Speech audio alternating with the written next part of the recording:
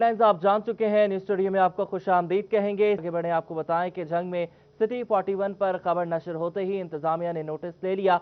Corona के मरीजों के लिए वेंटिलेटर्स फाल कर दिए गए हैं। अब नाजुक मरीजों को डीएचक्यू अस्पताल में ही वेंटिलेटर पर मुंतकिल किया जा सकेगा। आपको बता रहे हैं कि जंग में सिटी 41 पर खबर नशर होते ही इंतजामिया ने नोटिस दिया है। कोरोना के मरीजों के लिए वेंटिलेटर्स फाल कर दिए गए हैं और अब नाजुक मरीजों को डीएचक्यू अस्पताल में ही वेंटिलेटर्स पर मुंतकिल किया जा सकेगा। अच्छी खबर है मरीजों के हवाले से कि अब कोरोना उनको जो है रेफर नहीं किया जाएगा किसी और अस्पताल में, बल्कि वेंटिलेटर्स जो हैं वो डीएचक्यू अस्पताल में ही जो है वो नस्ब किए गए हैं, उनको फाल कर दिया गया है। मजीद बात करेंगे मुबशिर हसन नकवी से। मुबशिर, बताइएगा।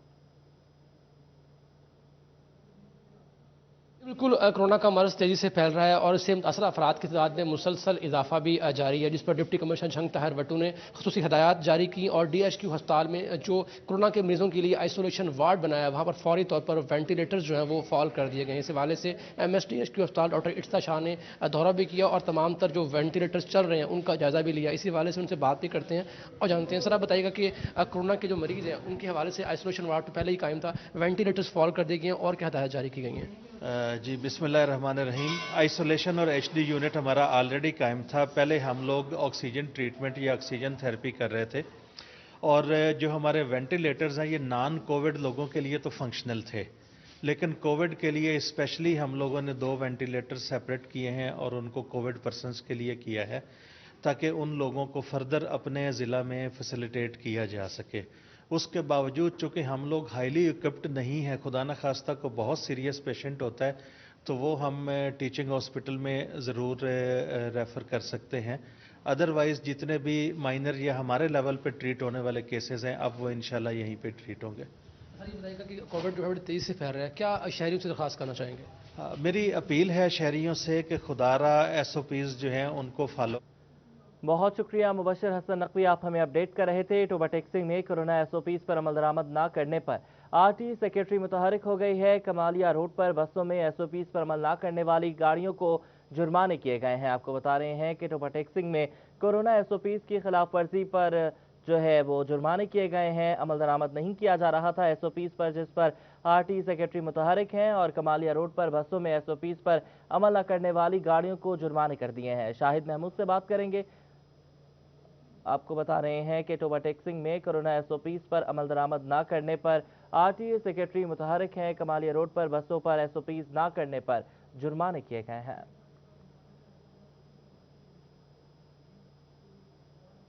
भवाना में मुल्क भर की तरह कोरोना आगाही वॉक मनाई जा रही है, जहां पर कोरोना के हवाले से SOPs को चेक करने के लिए असिस्टेंट कमिश्नर मैडम इकरा मुस्तफ़ा ने बाजारों और मार्केटों का विजिट किया है। मजीद बताएंगे फ़खर दीवान।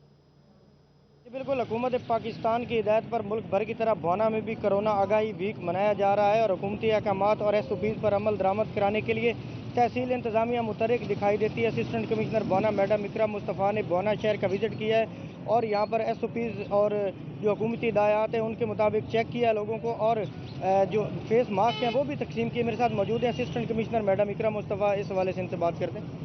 जी, बिस्मिल्लाहिर्रहमानिर्रहीम। हुकूमत पाकिस्तान और हुकूमत पंजाब की हिदायत के ऊपर ये जो है पूरा 5 दिसंबर से लेकर 12 दिसंबर तक हफ्ता जो है हिफाजती इक़दाम मनाया जा रहा है और कोरोना SOPs पर अमल दरामद करवाया जाएगा। ठीक है फ़खर, आपने हमें अपडेट किया। यही है थाना झुमरा के इलाके 109 जीम्बे में मेहंदी की रात पूरा इलाका गोलियों की गूंज से कांप उठा। जदीद और खतरनाक असलहे से फायरिंग के मुकाबले और हसीनाओं का रक्स सारी रात जारी रहा। पुलिस ख्वाब गफलत की नींद सोई रही और अहले इलाका खौफ हिरास में मुब्तला रहे। 5 रोज कबल होने वाली इस महफिल की फुटेज सिटी 41 ने हासिल कर ली है।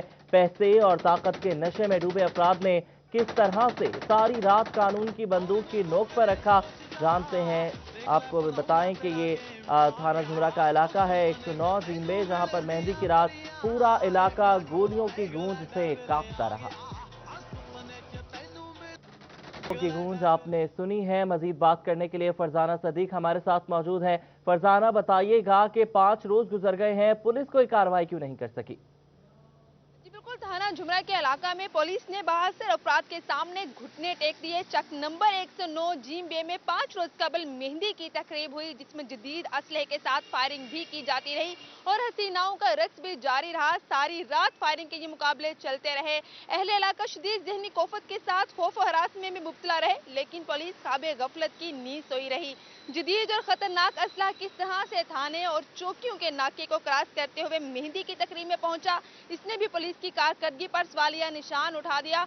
दूसरी जानिब अहले इलाका का कहना है कि सारी रात इलाका गोलियों की थरथराहट से गूंजता रहा। 15 पर कॉल्स भी की गई, पुलिस को इतला भी दी गई, लेकिन मुतल्लिका पुलिस की जानिब से कोई भी कार्रवाई अमल में नहीं लाई जा सकी। जो फुटेज मौसूल हुई है उसमें वाज़ेह तौर पर देखा जा सकता है कि मेहंदी की तकरीब में शरीक अफराद किस तरह जदीद असले के साथ फायरिंग करते हुए एक दूसरे के साथ मुकाबले लगा रहे हैं।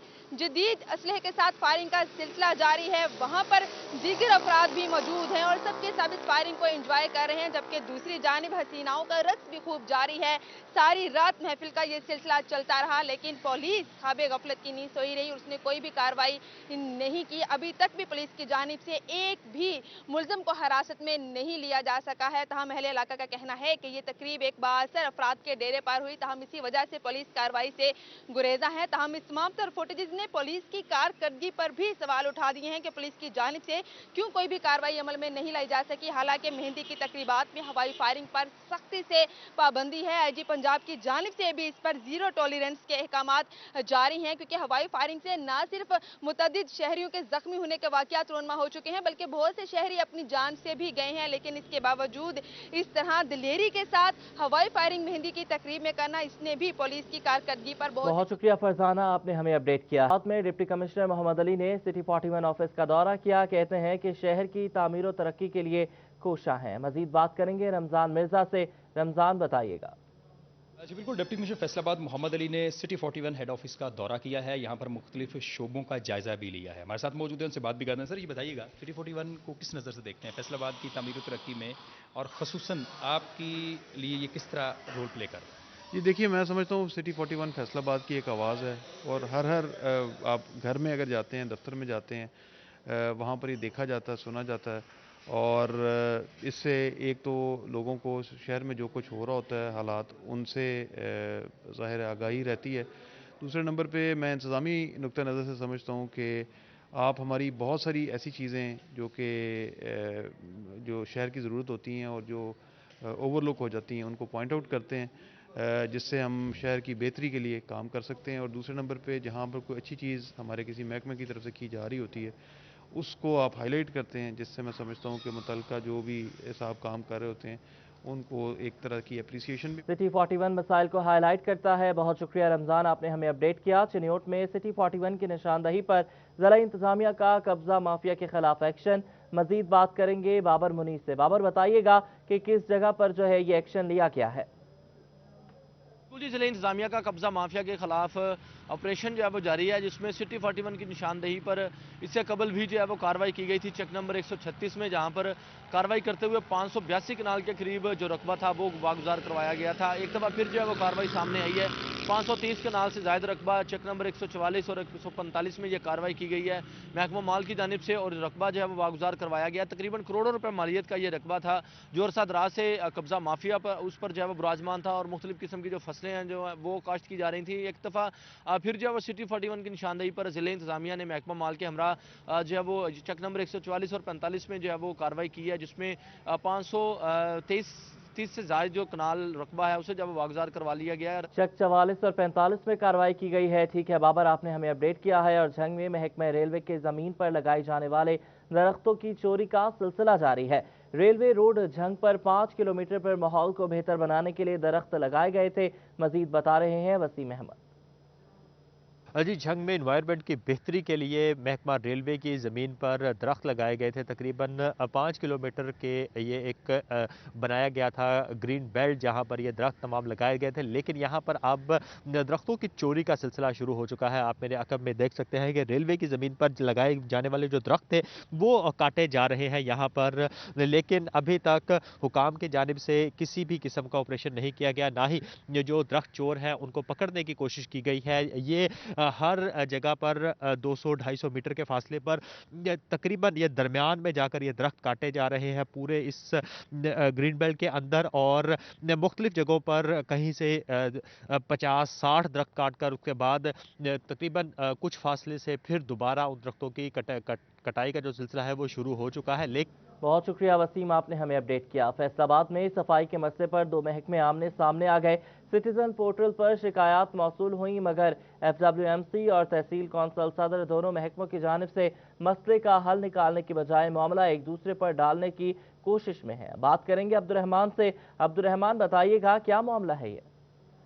बात की जाए पाकिस्तान सिटीजन पोर्टल की तो ये बिल्कुल मजाक बनकर रह गया, और यहाँ पर जो भी दरख्वास्तें आती हैं वो कभी किसी को रेफ़र कर दी जाती है, कभी किसी डिपार्टमेंट को, डिपार्टमेंट्स की जानब से आगे भिजवाई जा रही है और मजमूई तौर पर जो मसला हल नहीं हो रहा। यहाँ पर हमारे साथ सबक जनरल कौंसलर मौजूद है, उनकी जानब से यहाँ पर एप्लीकेशन दी गई पाकिस्तान सिटीजन पोर्टल पर कि वहाँ पर सफाई का इशू है, वहाँ पर मट्टी बहुत ज़्यादा पड़ी हुई है, लेकिन कभी FWMC को कभी तहसील कौंसल सदर को भिजवाई जा रही है और अभी तक उसका हल नहीं निकल रहा। मज़ीद बात भी करते हैं। जी नवीसा, बताइएगा कितना अरसा हो गया है और क्या क्या कहा जा रहा है सिटीजन पोर्टल की जानब से? जी बिल्कुल, एक माह से ज़्यादा अरसा गुजर चुका है कि ये अपना अभी तक DC साहब भी फैसला नहीं कर चुके ये किसने सफाई करवाने है। हालांकि ये ज़िला कौंसिल की हदूद बनती है सत्याना मिसली फार्म से लेकर सत्याना बाईपास तक, इसके बावजूद ये फैसला नहीं कर पा रहे। वहाँ पे अपना इनके बोर्ड लगे हुए हैं कि ये हदूद किनकी है, तो कभी ये तहसील कौंसिल को भेज दी जाती है, सदर को भेज दी जाती है, कभी वेस्ट मैनेजर को भेज दी जाती है। हमारे हालात तो वैसे के वैसे ही हम वैसे ही वहाँ से गुजरे हैं जिस तरह पहले तंगी से गुजर रहे थे। बहुत शुक्रिया अब्दुर्रहमान, आप हमें अपडेट कर रहे थे। सफाई की शिकायत पर तहसील कौंसल सदर की जानिब से अमल दरामद क्यों नहीं करवाया जा रहा, जानते हैं चीफ ऑफिसर तहसील कौंसल सदर मलिक मोहम्मद अशरफ से। जी चीफ ऑफिसर साहब, बताइएगा क्या वजूहात है? ये हमारा एक्ट नाफज हुआ है बल्दियात के हवाले से, इसमें सैनिटेशन का जो सब्जेक्ट है, अमला है, जो मशीनरी है, हमारा हिस्सा ही नहीं है तहसील कौंसल के लेवल पर। शहरों में जैसे FWMC है, तहसीलों में जो है म्यूनसिपल कमेटियाँ हैं उसको परफॉर्म कर रही हैं। जितनी भी नई तहसीलें बनी हैं उसमें ना सैनिटेशन अमला है और ना मशीनरी है, इसलिए हम इस पर काम नहीं कर सकते। हमारे पास आगे बढ़ते हैं। आपको बताएं कि वजीर सनत और तिजारत मियां असलम इकबाल की जानिब से मुतारिफ करवाई जाने वाली इंस्पेक्टर लेस रजीम के बावजूद फैसलाबाद में मुख्तलिफ महकमों की जानिब से फैक्ट्रियों में छापों और बेजा तहकीकात का सिलसिला जारी है। तफसीलात जानेंगे शराज भट्ट से। शराज, बताइएगा कि किन महकमों की जानिब से छापे मारे जा रहे हैं? हुकूमत की जानिब से इंस्पेक्टरलेस रिजीम मुतारिफ करवाई गई थी। वजीर सनत और तिजारत सूबाई वजीर जो हैं मियां असलम इकबाल, वो फैसलाबाद भी आए और सनतकारों का सबसे बड़ा दरीना मुतालबा यही था कि मुख्तलिफ महकमे जिसमें EOBI, सोशल सिक्योरिटी और इसके अलावा दीगर महकमे शामिल हैं जो कि मुसलसल फैक्ट्रियों के अंदर छापे मारते हैं, जिसकी वजह से काम ना चलने के बराबर होता है। 40B और 38A के नाम से भी एक शिक थी जिसके मुताबिक फैक्ट्रियों के अंदर आके बाकायदा तौर पर इंस्पेक्शन की जाती थी और नोटिस भेजे जाते थे। अब वो मुकम्मल तौर पर ख़त्म करने का ऐलान किया गया। इंस्पेक्टरलेस रिजीम मुतारिफ करवाने के बावजूद भी आज भी सनतकार परेशान दिखाई दे रहे हैं। फैक्ट्रियों के अंदर छापों का सिलसिला जारी है और इस वक्त मेरे साथ राना अब्दुल गफूर मौजूद हैं, embroidery association, embroidery machine association को रिप्रेजेंट कर रहे हैं। उनसे बात करते हैं कि वो इंस्पेक्टरलेस रिजीम के हवाले से क्या कंप्लेंट्स करना चाह रहे हैं। राना साहब, इंस्पेक्टरलेस रिजीम मुतारिफ करवाई गई, आप लोगों के लिए थी, सनतकारों के लिए थी। अब तो आपको इसका फ़ायदा होना चाहिए था, आपको इसके फ्रूट्स नज़र आने चाहिए थे, क्योंकि इस वक्त अगर EOBI या महकमा सोशल सिक्योरिटी या इसके अलावा कोई दीगर महकमे आपके ऊपर छापा नहीं मारेंगे तो आप बेहतर तरीके से अपना कारोबार चला सकेंगे। क्या कहेंगे इसके बारे में? जी भट्ट साहब, शुक्रिया। मैं गवर्नमेंट की इस बहुत ही अहम मामले पर तवज्जो दिलाना चाहता हूँ कि जब असलम इकबाल साहब ने ये ऐलान किया था इंस्पेक्टरलेस रजीम का, हमने इसको वेलकम किया था और हमें एक खुशी की लहर दौड़ गई थी कि अब हमें कोई भी बंदा नाजायज़ ब्लैकमेल करके रिश्वत नहीं ले सकता। लेकिन उसके बावजूद हमारी फैक्ट्रियों में प्रोफेशनल टैक्स और दूसरे टैक्सेस के नाम पर बोगस वोचर बनाकर, यहाँ मैं आपकी जी बहुत शुक्रिया शराज, आपने हमें अपडेट किया है। कोरोना ने बैरून मुल्क से आए पाकिस्तानियों के लिए नई मुश्किलात पैदा कर दी हैं। गुज़श्ता 3 महीनों से मुल्क में मुकीम शहरियों को इनकम टैक्स इस्तिस्ना खत्म कर दी गई है। मजीद जानेंगे उमैर असवद से। उमैर, बताइएगा।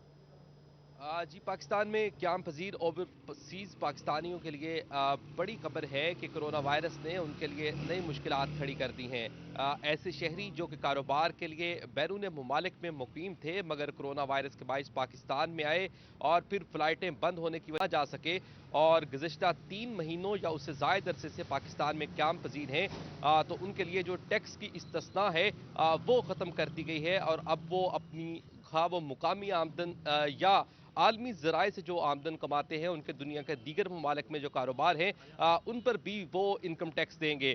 इससे कबल तमाम ओवरसीज़ पाकिस्तानी सिर्फ जो रकूम मुल्क के अंदर बेचते हैं, सिर्फ उन पर ही इनकम टैक्स आयद होता है, मगर ऐसा कोई भी शहरी जो मुल्क के अंदर 120 दिन तक रहता है, कारोबार के लिए बैरून मुल्क मुकीम हो और मुल्क के अंदर 120 दिन मुकीम रहे, तो वो फिर पाकिस्तानी शहरी ही तस्वर होता है। और ठीक है हुमैर, आपने हमें अपडेट किया है। फैसलाबाद का सबसे खूबसूरत कॉलेज कौन सा है, किस कॉलेज ने सबसे ज्यादा पौधे लगाए हैं और किस किस कॉलेज में क्लासेस और लैब समेत मजमूई तौर पर कॉलेज को दिलकश बनाया गया है, ये हमें बता रहे हैं जहांगीर अशरफ।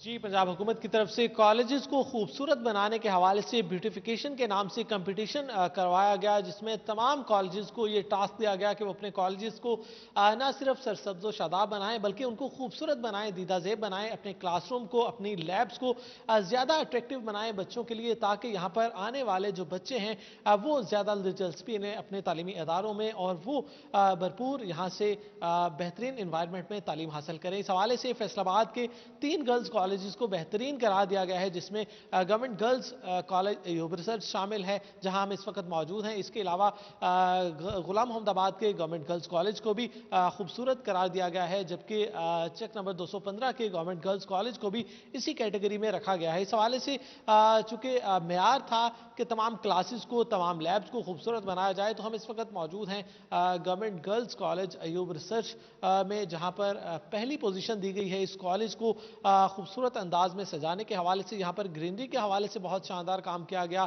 तमाम पौधों को बहुत ही खूबसूरती से सजाया गया, डेकोरेट किया गया। इसके अलावा तमाम जो लैब्स हैं वहाँ पर भी बहुत ही शानदार काम किया गया। यहाँ पर देहाती कल्चर भी होम इकनॉमिक्स लैब में पेश किया गया है। इसके अलावा फाइन आर्ट्स के हवाले से अगर देखा जाए तो बहुत ज़्यादा शानदार फन पारे हैं और डेकोरेशन जो है वो बहुत ही शानदार है। इसके अलावा इस कॉलेज में कायदे आज़म गैलरी बनाई गई है, जितने भी कॉरिडोर हैं उनको किसी न किसी आर्ट गैलरी में बदला गया है, जिसमें निशान हैदर के हवाले से जो बनाई गई है गैलरी वो भी मौजूद है। फैसलाबाद की हिस्ट्री के हवाले से यहाँ पर मौजूद हैं तस्वीर, ताकि बच्चों को पता चल सके। प्रिंसिपल हमारे साथ मौजूद हैं डॉक्टर सायरा, उनसे बात करते हैं। मैम बताइएगा, ब्यूटिफिकेशन के हवाले से मुकाबला हुआ और आपका कॉलेज सर फहरिस्त रहा, सबसे खूबसूरती से सजाया गया है तमाम क्लासेस को, तमाम लैब्स को, इवन कॉरिडोर जो हैं वो भी पिक्चर गैलरी की सूरत में हमें नज़र आ रहे हैं। क्या कहती हैं, कितनी एफर्ट हुई इसमें, कौन कौन जो जिसने पार्ट लिया, क्या बच्चों ने भी इसमें पार्टिसिपेट किया, और ओवरऑल क्या कहती हैं कितना ज़रूरी है इस तरह के